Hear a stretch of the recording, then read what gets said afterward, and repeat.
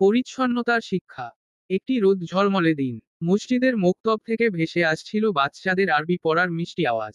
ইমাম সাহেব বাচ্চাদের পড়াচ্ছেন, কেউ ভুল করলে ঠিক করে দিচ্ছেন। পড়া শেষে ছুটি হলো, বাচ্চারা ছুটে বেরিয়ে গেল। কিন্তু ইমাম সাহেবের চোখে পড়ল অন্য এক দৃশ্য।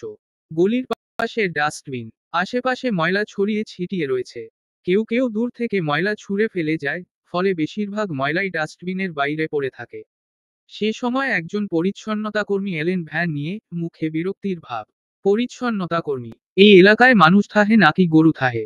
রাস্তাটারে গোয়ালঘর বানায়া রাখছে। আমি কি ডাস্টবিন পরিষ্কার করুম নাকি রাস্তাঘাট পরিষ্কার করুম? ইমাম সাহেব সেই দৃশ্য দেখে হতাশ হলেন। কিছু না বলে চলে গেলেন। পরের দিন সকালে মক্তবে আবার বাচ্চাদের পড়া ধরলেন। পড়া শেষে সবাইকে বসতে বললেন। ইমাম সাহেব, শোনো বাচ্চারা, পরিষ্কার পরিচ্ছন্ন থাকা শুধু নিজেদের জন্য নয়, পুরো সমাজের জন্য জরুরি। রাস্তায় ময়লা ফেলা মোটেও উচিত নয়। পরিষ্কার পরিচ্ছন্ন পরিবেশ আমাদের সুস্থ রাখে।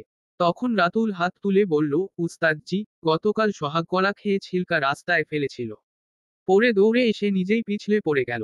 সবাই হেসে ওঠে। ইমাম সাহেব ধমক দিয়ে সবাইকে চুপ করালেন এবং বলতে লাগলেন, তোমরা হাসছো, আসলে আমরাই নিজেদের ক্ষতি করছি। রাসূলুল্লাহ সাল্লাল্লাহু আলাইহি ওয়াসাল্লাম বলেছেন, পরিষ্কার পরিচ্ছন্নতা ঈমানের অর্ধেক। সোহাগ লজ্জায় মাথা নিচু করে বলল, উস্তাদজি, সিয়াম দুষ্টামি করে ছিলকা আমার সামনে ছুঁড়ে দিয়েছিল, তাই আমি পিছলে পড়ে গেছি। ইমাম সাহেব সিয়ামের দিকে তাকিয়ে বললেন, সিয়াম, রাস্তা থেকে কষ্টদায়ক বস্তু সরানো এক প্রকার সদকা। আর তুমি কিনা উল্টো কাজ করেছো। সিয়াম বলল, ভুল হয়ে গেছে উস্তাদজি, আর কখনো করব না। সবাই মাথা নাড়ল।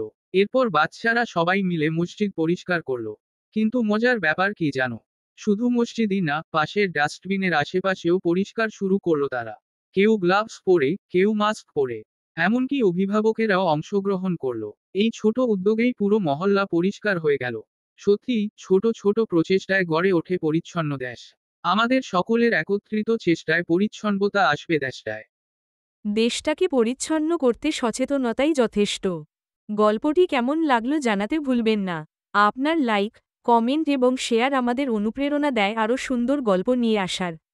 সাবস্ক্রাইব করে আমাদের সাথেই থাকুন এবং গল্পের জগতে ডুবে যান।